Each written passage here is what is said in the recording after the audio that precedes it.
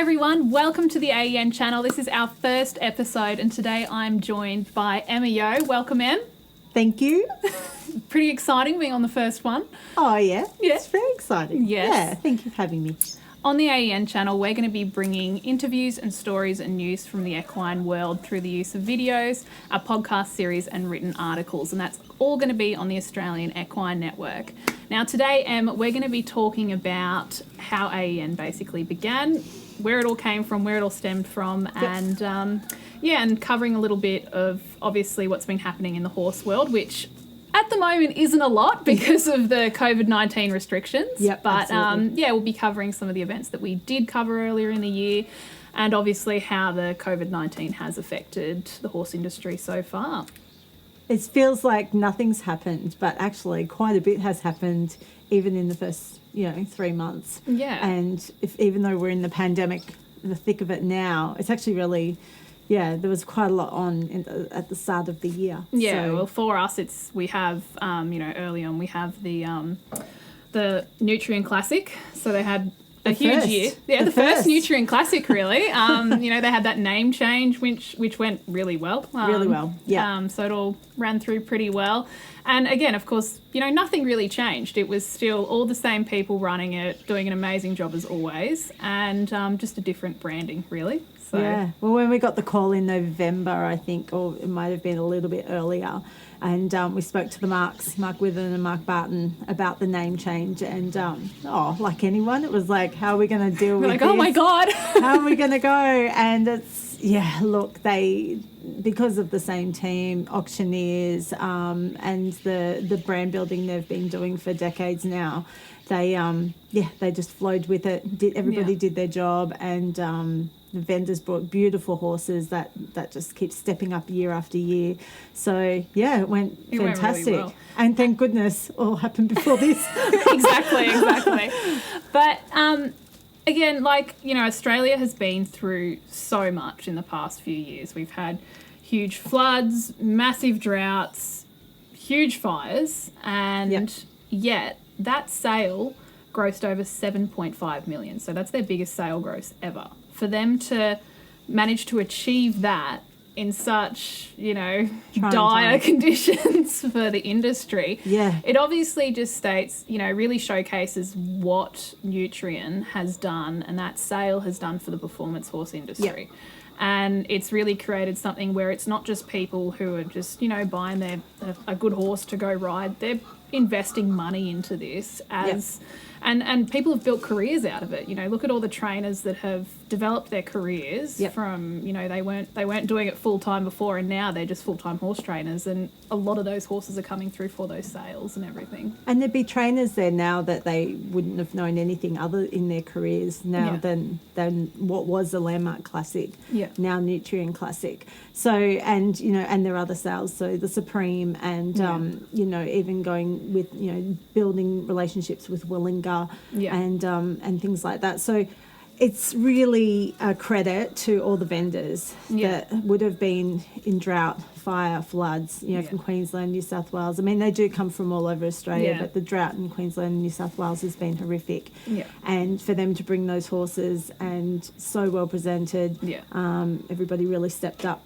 Again, they had some amazing top-selling horses there. So obviously, the passing of John Brecklesman last year, which was really sad. He's been had a huge impact on that sale. He's had top-priced horses through that sale before, and his mare Wicked Duck was the top-priced mare, one of the top-priced mares this year. I think she sold for $77,500. Yep. Which beautiful mare, put through amazingly, and it was really good to see such a mare of that caliber go for such a good price. And then the other thing is they didn't know whether people would have the money to come to the sale, and so it was really good. I mean, there are areas in Australia that haven't been as impacted by the drought, but then they had the fires just before the Classic. Those areas that hadn't had as much drought, like Victoria, were severely impacted by fires. So still to be able to have those vendors come, buyers come and, come with the cash for those good horses, and look, maybe some of the ones that weren't expecting to get as much money walked away really, really happy. So I think everyone was really pleased. Yeah, no, it was good. And moving on, like, there was a really good range of geldings there. Like, that's something, and, you know, with those good gelding incentives that they have in the draft and everything, as well as an addition. And you see that in a lot of events, that they're doing those gelding incentives. Because obviously, if we're breeding horses, not every horse is going to be kept a colt. And so we have to have those incentives for those geldings. And a lot of them are really stepping up. Like, there's, you know, money-wise for, you know, prizes and everything. And of course, there's great geldings through that sale. The top price gelding was Emma and Ben Mooney's horse, Eagle Brave. He was a Conman gelding. He went through at 44K, which was a huge offer for a gelding. Yeah. But, you know, he's a cracking horse. I've seen him go around before. And, you know, credit to Ben, who's put an amazing, you know, training on him. And I'm sure he'll go around and win some more drafts for someone. And when they come back online. Yep. But when we finally can draft again. For the top price horse of the sale and top price stallion was a Metallic Cat colt, which we've just seen them absolutely smash out the, you know, whether it's camp drafting, cutting, or cow horse, they're right up there. And, you know, and that's the, I think, third or fourth year that a Metallic Cat horse has topped the sale, which is a credit to, you know, that breeding. And that was Branchvale Metallic Alloy, and he sold for $126,000. So, you know, cracking horse, put through by Butsy. He always does an amazing job. Yeah. And, you know, so it's really good to see some quality horses once again go through. And another, you know, horse which had a fair bit of interest was, of course, Jim and Linda McCallum's horse. Yeah. Metallic Storm. So he was passed in through the ring, but later sold, I think the next day or something, to a syndicate, to the Metallic Storm syndicate. Yeah. And I'm pretty sure he's going to go camp drafting now, which is great. They'll have a lot of fun with that. And I think we've got Wyatt Young. He's riding him, and he'll do an amazing job with him. And he's, you know, again, that's a credit. He's a great horse, and Linda's done a phenomenal job getting him through the cutting ring and everything, and, you know, had so much success with him. And it's so good to see a horse that's you know, had that really established training and then go on and do something else. So it'll be exciting to see what he does. He made the camp draft final, and I'm pretty sure he made the challenge final as well. Awesome. Which is great. So you know, it just showcases what the sale does. You know, it takes horses from the cutting industry, and then they can continue that career in the camp draft or in the challenge pen, and it's just, you know, again, really developed all those industries as well. So it's really in good the great to see. words of Phil Webb, it was the first sale to bring those guys together, the quarter horse and the stock horse and the cutting and camp drafting world. I mean, really bring them together into the one sale. So bringing, and so they all know their deal now. They come in and really support each other and have a good time. Like, it is such a social catch up. I think somebody quoted that used to be Sydney's show that people would really flock to you know, from the rural and camp draft world as well, come and all catch up from all over Australia, and now the Classic does that. And does that too. I think Bardo's pretty happy with what has come out of it's there. amazing. Yeah. And again, you know, the Nutrient team was on the forefront of, again, promoting their event and showcasing their event. We had, for our businesses, we had a massive year as well. You know, doing a double stream, and of course with the daily wrap ups there, or the roundups that we brought to your screens every night, and it was really exciting. We really enjoyed, you know, bringing that extra stream. It obviously, you know, showcases again how big that challenge component of the event is, and how much that has grown over the years. And of course, you know, having that roundup as well, it was great to, you know, catch up with some, you know, familiar faces. Yep. And don't you reckon they just got better each time they got along? They got so I mean, good. You're not dealing with professional hosts exactly. God love you boys, but Brett Welsh did a phenomenal job. Yeah, he did. You know, he was great at the start and even better at the finish. And I thought that they brought some real humour and soul, and showed the soul of the Classic, which is, you know, talking to those guys that have been part of it from the beginning. Yeah, exactly. It was really good. It was great for the sponsors as well. The second stream, we have been So a bit of backstory on that. I mean, we would have loved to have done it years ago, but I was always doing the photography. So giving that up this year, or retiring from the photography to come and work for you and Andrew, allowed us, as well as being able to get more technology and get more gear in, we were able to fulfill that beautiful challenge stream dream for everybody. And it was nice, not because I'm the tech help of AEN, so it was nice not getting one text message, are you going to stream? Are you going to stream the challenge? Yes, we are. I was like, yes, it's all being streamed. So I didn't have, I felt a bit sad not getting any text messages this year. No, I didn't at all. It was great. It was really great. And I know that the Prides team would really appreciate it as well, because they love that challenge. They've supported it for many years now. And it's, it was great to be able to showcase everybody in those first 2 rounds. We've always done the final. Yeah. But, to do those 2 rounds as well and have 2 streams going, just stepped it up. It was great. Yeah. So as well as a great sale, there was amazing camp drafting and challenge, which we just talked a little bit about. Jason Lindley and PB Grasshopper took out the gong of the Queenslanders. The Queenslanders. They had some really consistent rounds. And another thing about that horse is he was the top price gelding, I'm pretty sure, from last year. So, cracking horse, owned by Tori Acton, and, it's really great seeing, that the Acton family is one of the families that have supported the sales for such a long time, whether they're putting horses through or buying horses. They've been such a great support. So it was really great to see one of the family members come out on top with their horse, and Jason did an amazing job, and it was really good to see them have a bit of success, and of course a horse that was a top price come out on top and win that classic. But great drafting, fabulous runs. The Stallion Shootout was always amazing to watch. It's such a on the Friday night, like that last part of the shootout is always so exciting. It's so good to see the ALEC all completely packed and with a bunch of people there enjoying themselves and watching some great horses. So I think with the fires this year, we were all thinking that not as many people, and there probably was a little bit down, but that Friday night was as packed as probably I've ever seen it. There's definitely less crowd overall in the classic because everyone's away, but weren't able to come. Whether it was the flow on from drought or then the fires. But I know that people were starting to get a little bit of rain as we were coming in. I know we did, and then coming in. So to turn around, like we were down in the middle. Just before that started, and look up and go, it's filling up again, which is, it was great. It's great for the atmosphere. So another stream that we did actually get to slip in before all the restrictions came up with the COVID-19 was the NCHA National Finals, which was once again held up at Toowoomba. And so it was another great event. So it's pretty good. They had pretty good numbers and some really good runs there that year. I haven't actually been up to the national finals at Toowoomba. Haven't you? No. Oh, well, we're going to have to get you out of the house.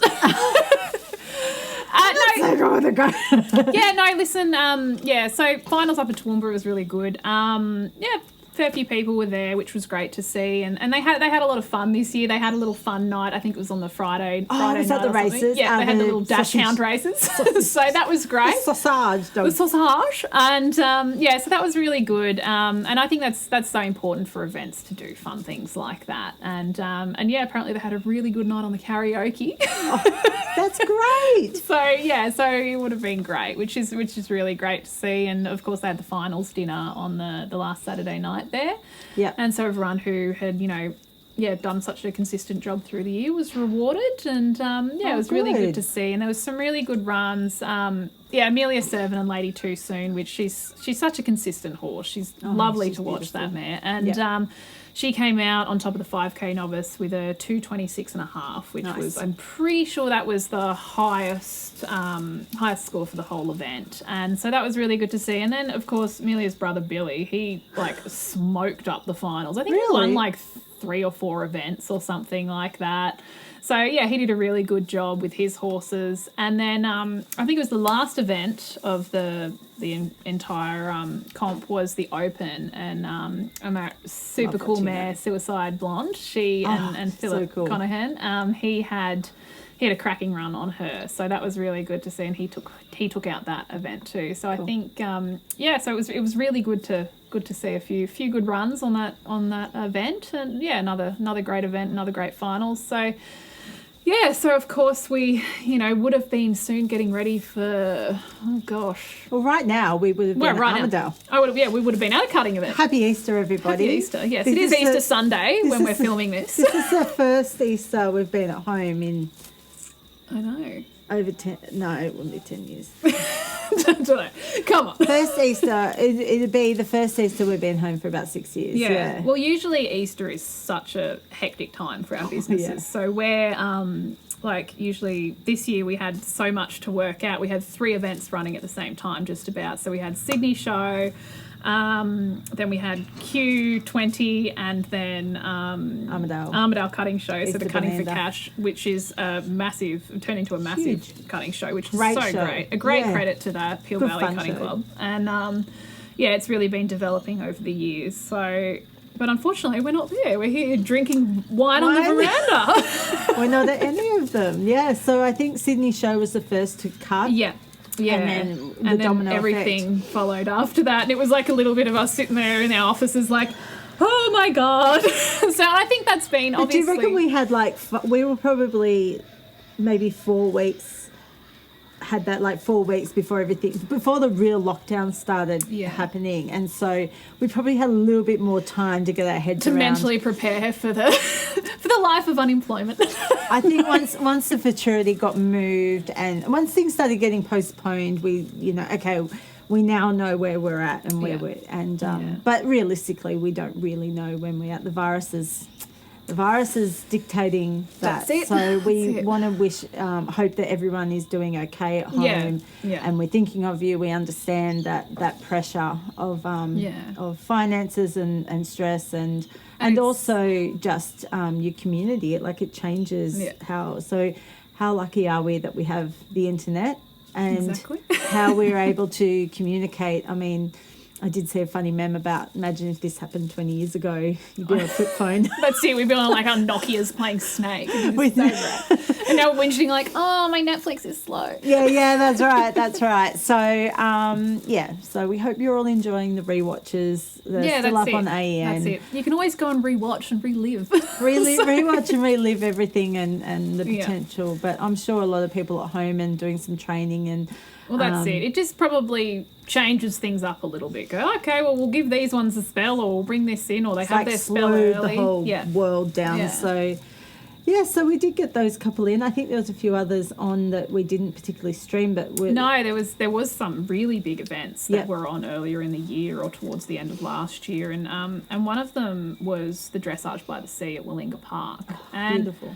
Isn't Willinga Park just the most amazing facility? What Terry Snow has and his team have done down there is so great for the horse industry, and that's what we and it's just so amazing lucky. Because that's what brings international riders over to Australia to compete, and then also ups the ante for our Australian-based riders to just keep bringing it. And don't you have a little bit of a backstory there with Willinga? Well, years ago when it was first ever. Now this is probably going. How old am I now? Gosh, you're so young. So let's not talk. Let's not bring age into this. No, so probably about it'd have to be 10 years ago now. Really? Yeah, it's 10 years ago. I was actually just talking about 10 years ago with someone the other day, and I was like, geez, it's gone quick. My God. More wine. Yeah, so no, I do have a bit of history there. So when Terry was first building his house down there, that was when he first initially got into horses. And so friends of friends and everything, they knew them. And then I ended up actually working a summer down there for Terry and just doing a bit of landscaping and riding his horses and stuff. And that was before it was the massive Willinga Park, what it is. And it's an absolute credit to Terry and the team for what they've done. Looks amazing. Yeah. And as I said, it brings those international riders lifts the level of our Australian riders, because there's, it's a great facility, world class, and it's also, and there's also amazing money up for grabs for those events. And that's what, builds industry, is when there's events with good money, good facility, great support, and a great team behind it, building it from there. And professional. That's it. And it's a credit to them. And they're running events not just for the English disciplines, but also for the Western disciplines, like the Gold Buckle Camp Draft. Yeah, 100 grand. Which is bringing, 100 grand. Like, that is a huge prize pool. Yeah. And, so that's, it's a credit to them. And it's really good to see them being diverse over all the equestrian world. And it's what the industry needs. So credit to them. So, and again, of course, they had an amazing event down there, and it was showcased really well. And a few people I've spoken to had a great time down there. So it's really good. So obviously another event that has been affected is, which we stream each year, is the Show Horse Grand Nationals. Oh yeah. So that's a huge event, and that's for the show horse people, and that's a lead up into Sydney Show as well. Yeah. And so obviously they've had to cancel. And, huge domino effects. Yeah, and it just rolls in. So, as soon as Sydney was cancelled, then it was one after the other, and then all these major events having to be cancelled after that. And because a lot of these events are scheduled at certain times of the year to roll into other events. So Show Horse is on, and then it's Sydney Show, and flow on after that. And so people that are travelling from far and wide can get to those events and sort of all roll them into one. So obviously it is hard, and a lot of event associations are having to make those tough decisions whether they cancel and just go, righto, we just do it all next year, or they have to reschedule. And of course it's not just up to the event associations or the organisers, it's also up to the facilities too, because they have to I don't envy being the calendar person for ALEC. I know, the poor buggers. To December. Sorry, Mark Rowland. I don't envy K&M. I'm like, it's a huge job. And it's just, and it's... But some have rescheduled. So we have Futurity rescheduled starting on the 27th of October. Yeah. Through to the 9th of November, I'm pretty sure. And Q20's postponed. Yeah, we've got Q20 in mid-October. Yeah. And so obviously some of these events are going to have to rethink their, lengths of time or whatever they can get booked into those facilities as well. So, and that's all depending as well on this virus, and see how, so like everyone, we are really beholden to what the government and the health professionals say. So we just can do what we can do, which is pump out podcasts and talk about, all the stuff that you don't get time to do when you're running around the countryside filming everything. That's it. I know, it's great. It's kind of good. There's always a little bit of a silver lining because, these episodes and this channel is something that we've been talking about doing since probably this time last year, and it was something, it was like my little thing that I always wanted to do. I thought it was such a great addition to the website and the network, and there's so many interesting industry people. I'm so honoured you've got me as first guest, but well, I wouldn't have anyone else. We have there's no one. The reason she's got me is because I live next door, and it's technically work, and we're pretty distant, so it's okay. We're socially distancing because this farm is next to my farm. But we'll probably be utilising Zoom, and like all talk show hosts, we'll be utilising the technology that we have available. And so it's exciting. It's still, there's still a lot to cover and talk about, and news, and people at home wanting to share what they're doing, and there's plenty of cool people still out there wanting to watch it. So that's it. Here we are. So that rolls us into, let's tell us a little bit about how AEN got started. It's been going for, how long are we going for? 2016, I think we launched the website. So if you go back a little bit further, track back a little bit more. Not that I hate a yarn, but I won't bore you too much with my life story, because look, most people have heard that.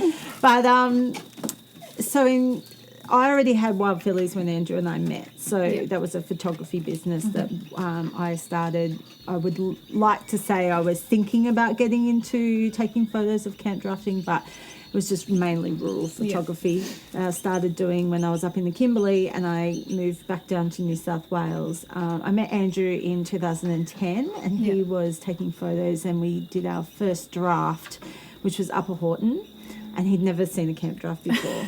And so, or a rodeo. And my dad was picking up at that rodeo. Yeah. And I said, can you just take some really cool photos of my dad? And he had this really cool lens, and I was, you know, pretty keen to see what he'd come up with. And I remember watching him shooting. He was lying down on the ground like, you're not going to get anything good there. What are you doing? And he did a few different things. And then when he showed me later, I was like, wow, I've never seen photos like that. So that was really cool to start with. And then with the camp drafting, we spoke to our friends that were camp drafters, and I had a bit of an idea. I'd taken photos of drafts up north and whatnot, but every event that we went to, you know, we would talk to the competitors about what they wanted. It's the first rule of business, isn't it? Find out what they want. Find out what they want. So we did that, and so that rolled over for a few years doing camp draft and barrel racing and a little bit of rodeo photography. So we're doing mainly photography. And then I remember, I think it was, Landmark, now Nutrien, came to us and wanted us to do some video stuff. And we'd never done it before, but Andrew, not that he was bored with the photography, but he's a bloke that needs a challenge. Yeah. I was quite happy to stay with photography because I was like, we've got some covers now and we know what we're doing. Yeah. And I get comfortable. I'm like to get comfortable. Andrew likes a challenge. So he was like, yeah, we can totally do some videos. So we did some promo videos for Landmark. Yeah. I think the very first one we did was for Red Dirt Run. Yeah. And we interviewed Amanda Nicholson. I was just laughing with her the other day. Yeah. But, so we had some really good relationships because of the photography. We've done the NCHA Futurity, so we had a great relationship with them. And we'd also done, obviously, the Classic for quite a few years, Paradise Lagoon. So some of those doing those major events as event photographers, you get a great relationship with those associations because the photographers are so integral to how the event is, not how the events run, but they see the behind the scenes of events running, and you're talking to the people that matter and trying to get the best photos for them. Yeah. So with those relationships, we moved on to, I think our first event was the Classic. Oh, just start off with something small, you know? I know, Andrew. just a little stream, you know? I am grey under here.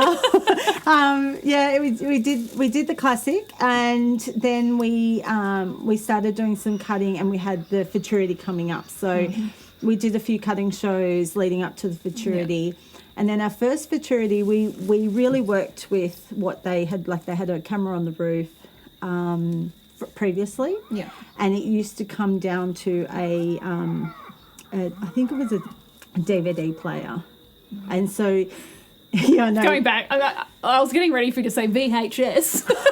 Well, I think in America they did, but they would have progression of technology. But so when we came, I'm sure it was DVD, but I was still doing the photography, so Andrew had to run. It would have been like hectic, like, you know. Well, he had to run the cards up after every herd and load it. But we did start off with with the same system we've got now. He knew that they needed to see it in slow motion and have that rule of being able to see it, you know, step by step. Yeah. So he worked with the judges within that first Futurity on how what they wanted to see. And one thing that was really clear to him was, you know, we need to have, how good would it be to have overhead footage and the front footage side by side on some of these rulings. Yeah, so you can watch it. Yeah.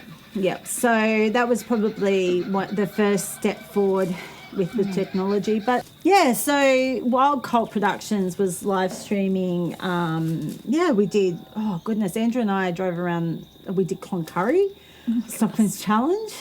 That was wild. So far.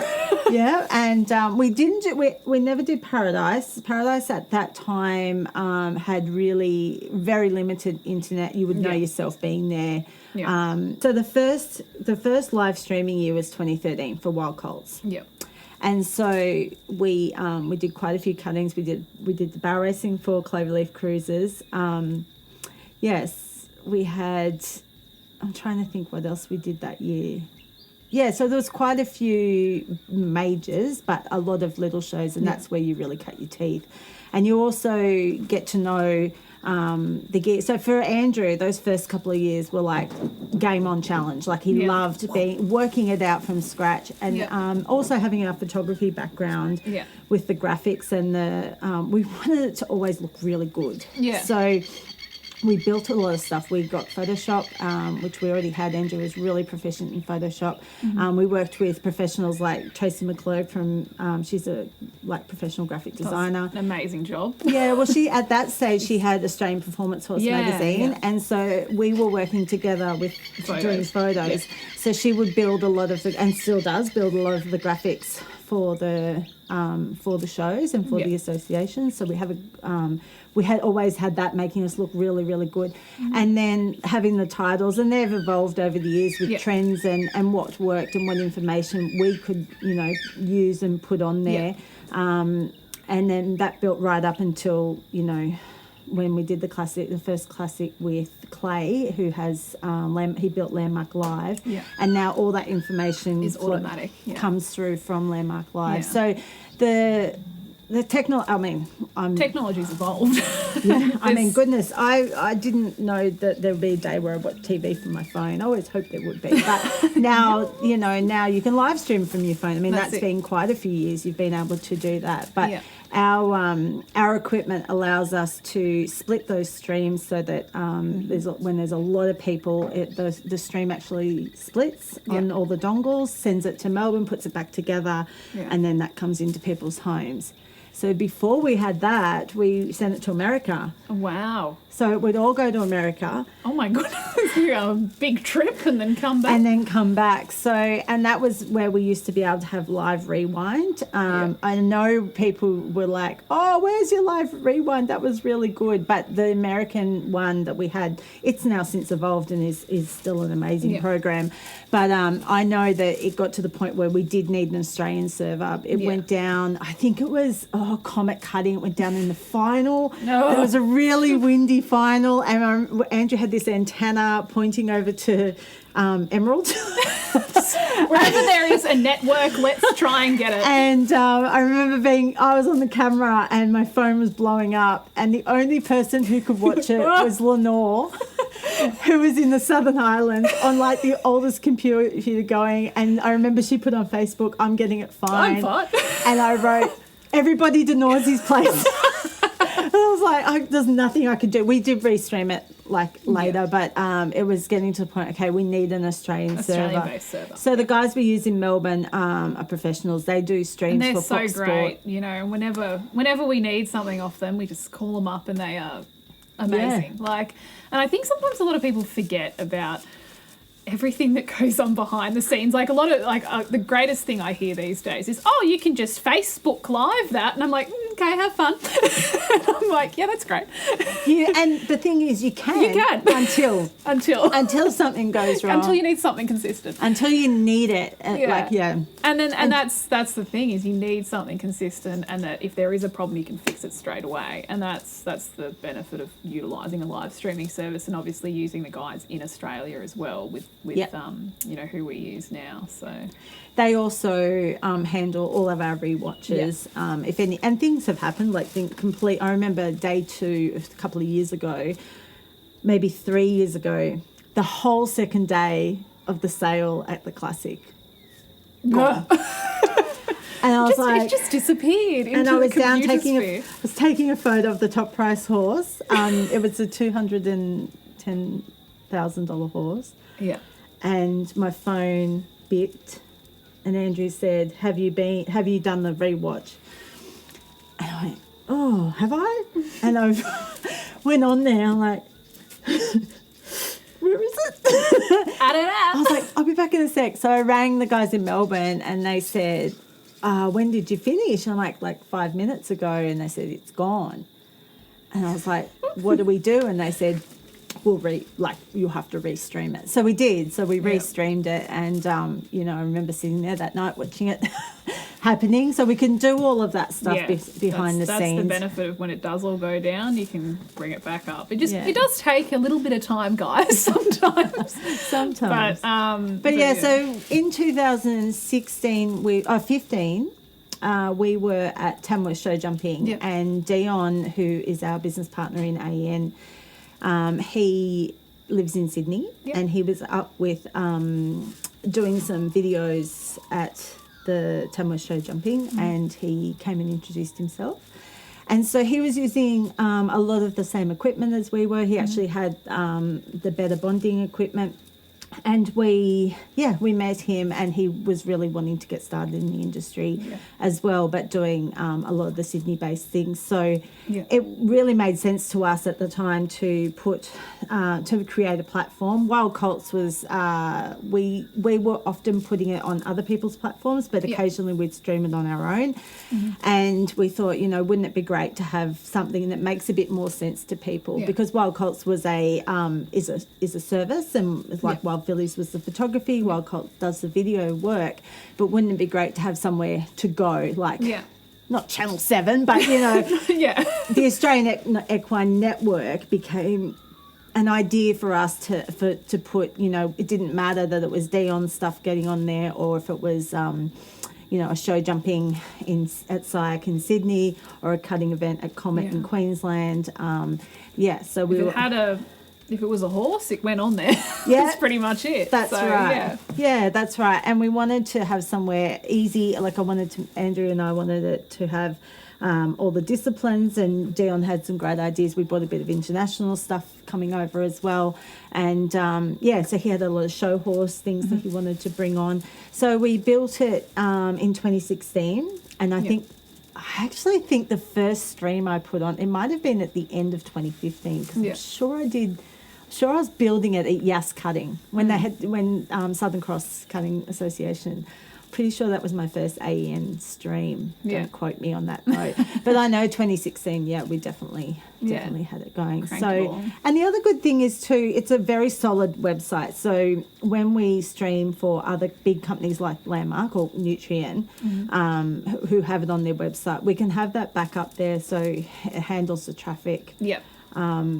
I guess it comes at no surprise that Nutrien is the biggest stream in the country. It's got so much interest, and it's... Well, especially, and the pre-works. Yeah, that's it. Yeah. And that's the benefits for sales when they do have a live stream. It's not actually for just the sale itself or for the event that goes around it. It's those pre-works. It's that benefit to whether they're overseas buyers, or whether they're buyers that can't get to the sale, or they're not getting to the event, they're not getting to, the sale until the sale days, and they want to see those horses pre-work and see how they go. And that's the benefit, is to have that live stream, have those pre-works up there, and people can go, hey, let's have a look. So absolutely. I think too, the advantage of having the rewatches is, even for the camp draft, is that people can then go back and get those and help promote the horses. That's quite often in the sale, especially this year. When people hadn't, because of the drought, people hadn't been to a lot of events. So the classic draft at the start of the week was some of the first footage they were able to get of those horses as quick. Definitely. So yes, Australian Equine Network was born, and away we went. I think you started working with us maybe 2015, or... I think it was 2016. I'm thinking... So I'm pretty sure AEN, you already... Because I had Jack in 2016. Yeah, it was just before... Was it before? It was just before Jack was born, I think I started working for you. Yeah, so I know you definitely did the futurity that year, because I had Jack on the 26th, and the futurity started on the 1st. Yeah. And so much fun, just a nice calm. like my timing's always been impeccable with most things. And I really, really did a doozy on myself having him 3 days before the futurity. Yep. But yeah, so you were our... Well, before we met you, we did have a few people working the camera for us, but mostly it was Andrew and I. So it was when we had a baby that we were like, we need someone that's a little bit, because training isn't, it's not terrible. Anybody can really swing off a camera. Yeah. But we needed somebody who was horsey. And when we had the photography, we had Tani Fewitt working for us for years, and she's a cutter. Yeah. And she was great because I didn't have to teach her about horses. What looked good. Yeah. It's like often, that's a shit one, that's a shit one. Often she would teach me. You're like, no. And originally when Wild Colts we had a subscription service for a while where we used to cut up all the runs and put them all on there before we were able to get the rewatch. Yeah. So now we have the rewatch facility. Yeah, that's why can just it sort of overtook that because it's instantaneous. Yeah. It's not cut up, but it's all there. And so instead of spending time and cutting all those runs up, we pay a bit more money and have that instantaneous rewatch at the end of an event. But so having a horse person was like priority for us. And so you being a horse person, well, I know within the first few weeks it's like, oh, well, we don't have to. I don't have to teach you to keep the horse's legs in the shot, and the different things that you would be surprised you have to tell people, like, see that horse's head, like, keep it in the shot.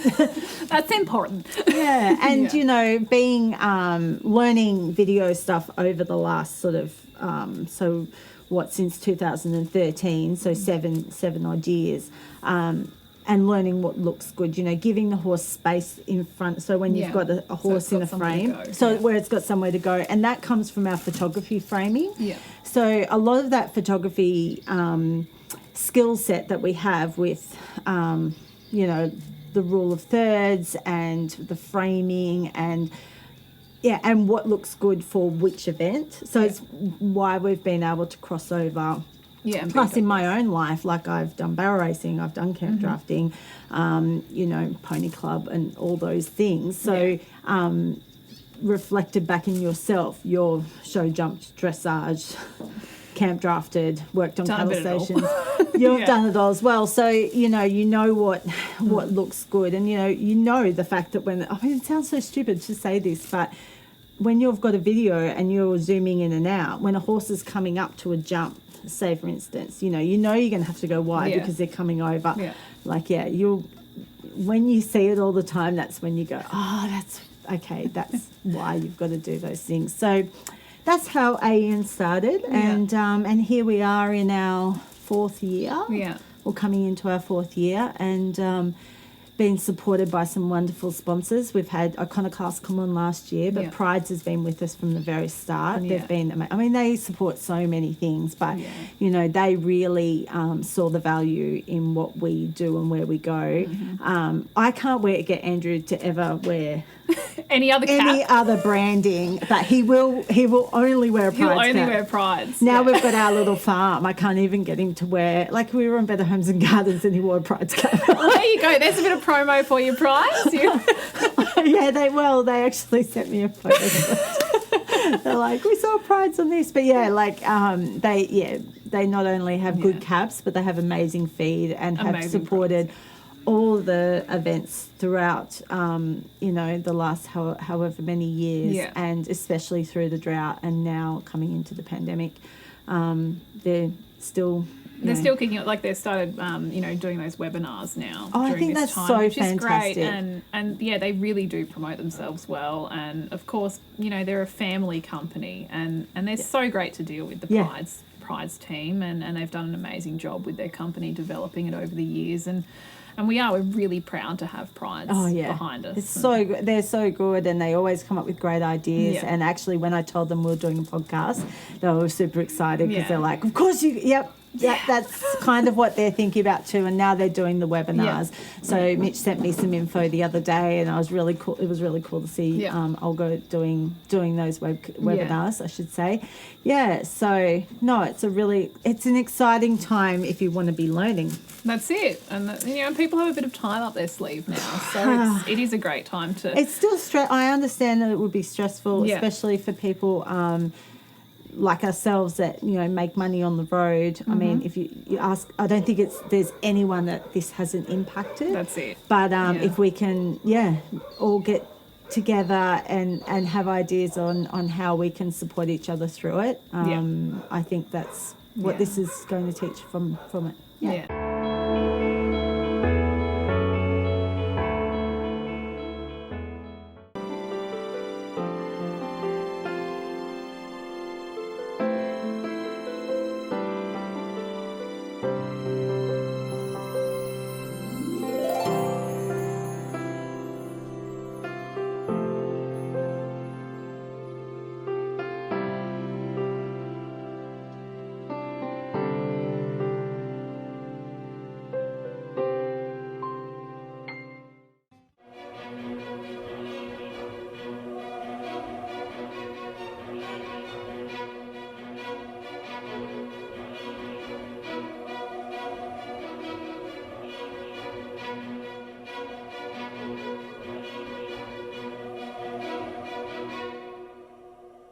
So, obviously, there's been changes of technology through the years. More things have developed, more events are being live streamed, which is so great to showcase the Australian equine industry. Yeah.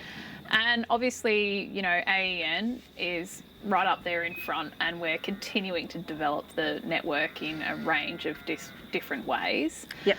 Since we began in 2016.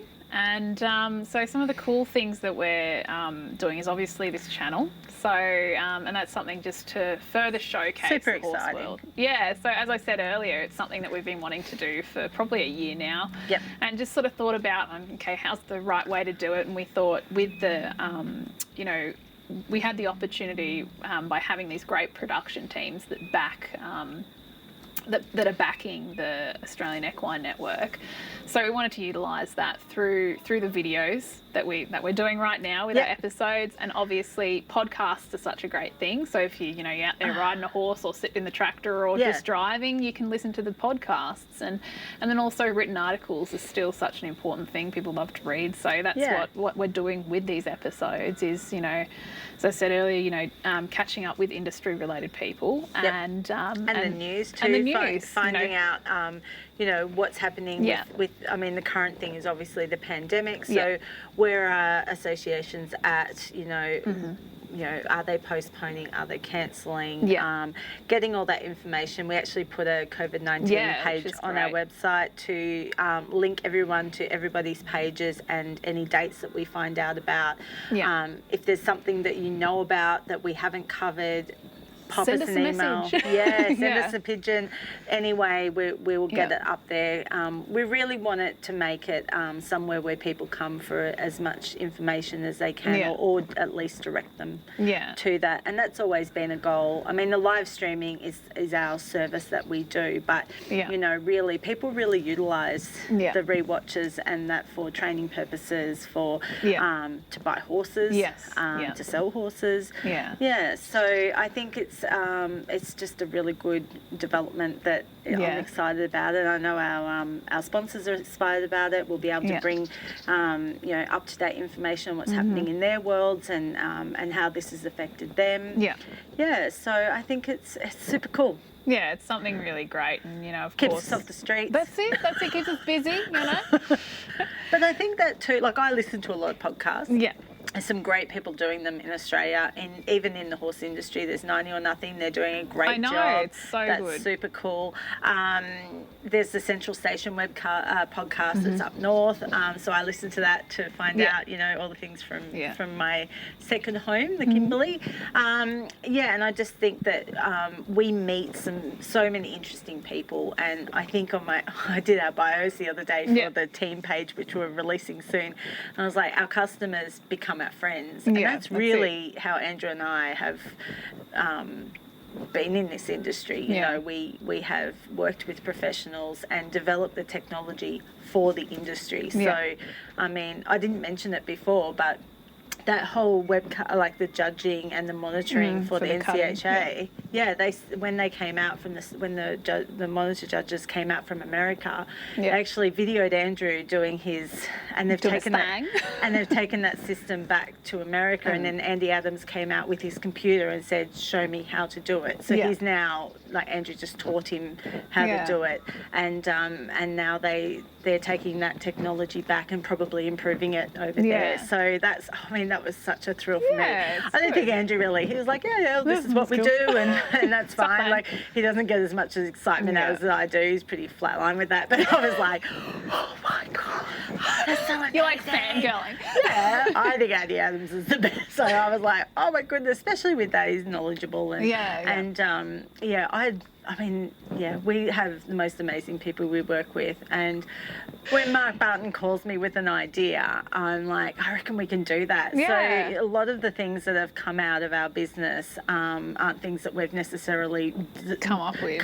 What people. We've taken a problem that they've seen, whatever their problems, and found a solution for them. And it's such a satisfying thing to do, and it's really exciting. And we've really invested in making sure that continues, and bringing you on into our business. Like, so Celina's come on as part of Wild Colts because we're farming now, but we really wanted that to continue. So you taking the reins, so to speak, for that, and having the support of us, you're doing the same thing. So that was the highlights for the Classic this year. That was your baby, and you did a great job. I know, I'm already like, when I was doing it, I was like, this needs to be better, this needs to be I'm never satisfied, but that's the thing is, and that's what I really love about our job. So satisfying though, wasn't it? Yeah, when people or events or associations, they come to us and they go, this is what we want to do, and we can facilitate that, and we go, righto, let's put it together. So as you were saying before, it's like, they come to us with these amazing ideas, and we go, right, let's work it out. How can we make this cool? How can we showcase your event? How can we make this work? Or we want it to be professional. The judges' lives easier. We want it to look good. We want it to sound great, but also it has to work. It has to work for them, and it has to work for their audience. So there's been a lot of times we're like, that's why the stream for the challenge didn't happen for a few years, because we couldn't facilitate it in the way that it needed to be done properly. And this year we were able to pull it off, make it all work. Yeah. So I think we do a pretty good job for a very small team. I'm always saying to Andrew, stop trying to be Channel 7 on a big budget. But no, it's cool. It's that middle ground. I mean, there's other companies doing it, but it's like years ago when we were doing the photography, and people would come to me and say, I want to promote my stallion. Yeah. Back then, there wasn't a lot of marketing opportunities and companies that would take on one stallion, or so our business grew because people would come to us. Yeah. And I think Andrew has that challenge mentality that he will take a challenge, whereas I am everything's figure-outable. I get off Marie Forleo, but everything's figure-outable. And being on a cattle station in the middle of nowhere, running an office up there, which I did for a number of years, you can't just ring your local computer guy to figure it out. Stop, can you come sort this out? And you're like, I gotta figure it out. Yeah, you sit on that million acres and you work it out. And I think that's the bush, and that's how, that's why people relate to us, and I love them. Yeah. And I really want to thank everyone for supporting us. Yeah. And even now, like I had a call yesterday, it's like, I've got this picture of a horse and maybe a video. Can you just figure out and can you just make it? the thing do the thing? Do the make thing. It pretty. And I did one for a heifer the other day, and I was like, I can do that. It's fun. Yeah, and even though most people can do it on their phones now, it's there's still value in what we do for people, and it's more our background knowledge and our figuring it out, and so we're really pleased to be able to offer that to the horse world, and rural world. Yeah, we've got a few bull sale things coming up personally. Outside the equine world, but we're here for everyone, especially this time Yeah. Like at the moment, we'll film anything, but that's it. Whatever you got. Whatever we got. But, you know, obviously with social distancing and staying home, I'm getting a lot, like phones are amazing, and I'm getting a lot of people sending their stuff from their phone. That's it. And then just that needing final little touch. Final touch. Yeah. So that's definitely, and I see that they're going to do a virtual camp draft. I'll be interested to see that. That'd be so cool to see. Whoever's behind that, give us get a in call. touch with them. And we'd love to help promote it a bit for you. Promote it and things like that. Anyone doing any training stuff that they need some advice or help with, you know, we're definitely here to help the industry get through this time. And I mean, goodness me, the Classic was born out of the original lockdown of the equine flu. That's it. That's why they started the Classic, is because everyone was locked down. And I think, sorry, Bart, you probably did like, what can we do when this is over? That's it. And I think the pandemic will come out. There'll be a lot of things that change, and it's exciting. Yeah, and that's what I've seen too. You know, you just see it over every horse-related thing that I like and everything on all the social media. Everyone's doing something. Whether, you know, Horseland's doing their dressage tests online, and then there's, you know, some of the show horse things are doing their little hack things, and you got the camp drafting doing the camp drafting online and everything. NCHA's bringing out some training videos, which is so great. And I innovating. think these are things that are definitely, after all this restrictions stop, it's going to be things that are going to continue doing. Especially, you know, it's really gotten associations and businesses to really focus on their online, you know, footprint pretty much, and which is so great. And I really hope it continues on, and it is good. So thanks for having me. Yeah, it's been pretty good. It's getting a little bit dark now. Are you sick of listening to you? It is. No, firstly, thank you, Em, for being my first guest. Well, on the AEN Channel. With the stay at home, it's a little easier since I'm next door. She's literally 200 metres from me, so it's pretty good. Yeah. So thank you so much, and a massive thank you to our wonderful friends at Pride's Easy Feed and Iconoclast Support Boots in Australia. Thank you so much for your support of our network. And of course, we're, you know, looking forward to continuing this channel and continuing things with our network as well. Obviously, things are a little slower with streaming at the moment because of no events, but we are there to keep bringing you the news. All our rewatches are available on our website, which is www.australianequinenetwork.com.au. You can see all our rewatches. You'll see all our episodes of our channel there. And if there's anything, you know, you guys want to get in touch, or you have some news or information or whatever, feel free to send us a message or give us a call. We're usually on our computers. So, just get in touch. And again, thank you, Emzy. Cheers. She just called me Emzy. Sorry, you want to do it again? It's fine, leave it in. Leave it in? I get in trouble for calling her Emzy in public. Thank you. Thanks for having me. And now I know that you did pre-record episode 2, so quickly. Yes, episode 2. So earlier in the year, we caught up with the lovely Nikki Morgan. So Nikki is an amazing cutting judge. She's been in the horse industry since day dot, involved in the AQHA and obviously the cutting. Beautiful family woman and lovely friend of mine. So we are so excited to bring you Nikki's interview. Yeah, I can't wait to see. I haven't seen it yet, so I'm keen to see it was so great. So we caught up with Nikki at her home in Strathbogie. I always call it Strathbogie. when I went to do the intro for it, I was like, here we are in the Strathbogie Mountains, and everyone's like, no one else calls it that but you. I'm like, well, I think it should catch on. Yes, that's right. Oh, I can't wait to see it. Yeah, so it'll be great. So we'll see Nikki and hear about all her story involved with horses and the industry, of course, in episode 2, which will be available in a couple of weeks. And if you've got any questions for us about what we do or how we can help you, or what's coming up, pop us a message. Yeah, for sure. Cheers. Right, cheers. And thank you, and we'll see you next time. Bye, everyone. Bye.